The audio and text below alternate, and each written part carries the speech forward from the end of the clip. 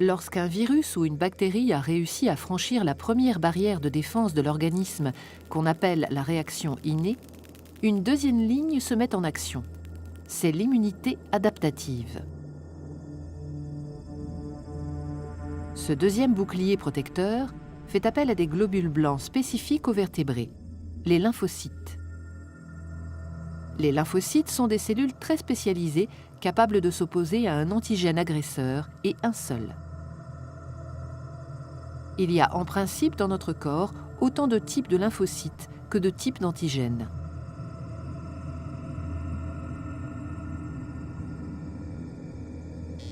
Lorsqu'un antigène agresseur a réussi à franchir la première barrière de défense de l'organisme, ces lymphocytes se mobilisent et quand ils reconnaissent la nature et l'identité de l'intrus, ils s'activent.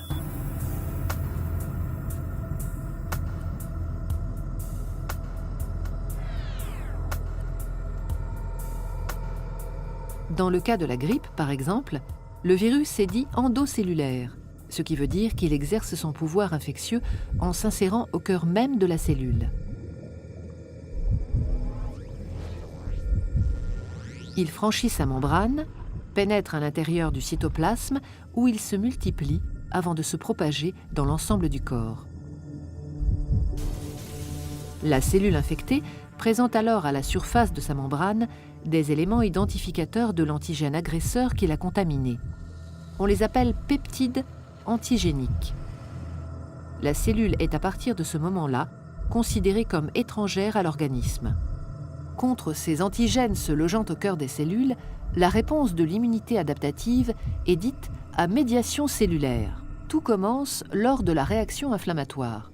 À ce moment-là, certaines cellules immunitaires, les cellules présentatrices d'antigènes qui ont été les premières à entrer en contact avec l'antigène agresseur, captent son identité et la présentent à leur surface. Les cellules dendritiques exposent le peptide de l'antigène. Jouant un rôle de messager, ces cellules présentatrices d'antigènes, dès lors porteuses du peptide, la fiche d'identité de l'agresseur, migrent vers les ganglions lymphatiques où résident des lymphocytes T4 et T8 dormants. Elles présentent le peptide collecté aux lymphocytes spécialisés dans la réaction à l'antigène présent dans le corps et à celui-là seulement. Une fois le message transmis et le dialogue établi, le lymphocyte T4 concerné est activé. Il va devenir une véritable plaque tournante de la réaction qui va suivre. Il commence par se multiplier en un grand nombre de clones. C'est ce qu'on appelle la mitose.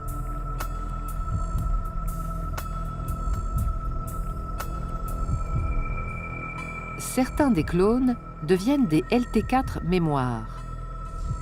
D'autres, appelés alors LT helper ou LT auxiliaires, deviennent capables de synthétiser et de sécréter des médiateurs chimiques, des cytokines, nommées interleukines ou lymphokines, qui vont déclencher la réaction des autres lymphocytes.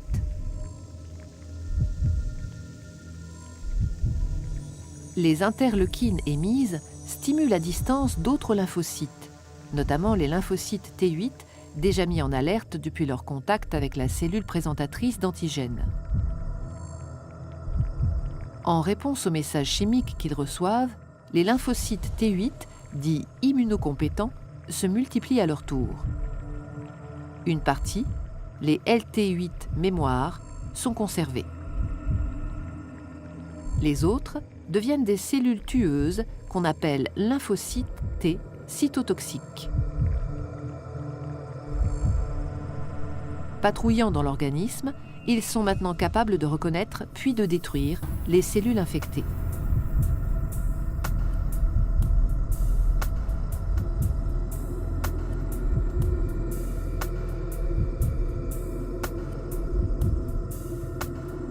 Mais d'autres agents infectieux peuvent agir en demeurant à l'extérieur des cellules.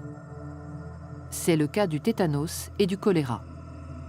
Contre ces antigènes agresseurs nommés extracellulaires, la réponse adaptative est dite à médiation humorale. Et là, le scénario se déroule d'une toute autre manière. L'identification de l'antigène agresseur est opéré par une catégorie différente de lymphocytes, les lymphocytes B. Dès qu'ils ont identifié leur antigène, les lymphocytes B sont stimulés.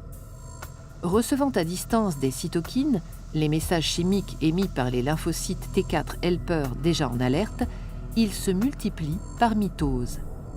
Une partie est encore une fois stockée comme LB mémoire. Les autres clones se transforment en plasmocytes anti-antigènes. Ils produisent alors des anticorps circulants, spécifiquement dirigés contre l'antigène concerné.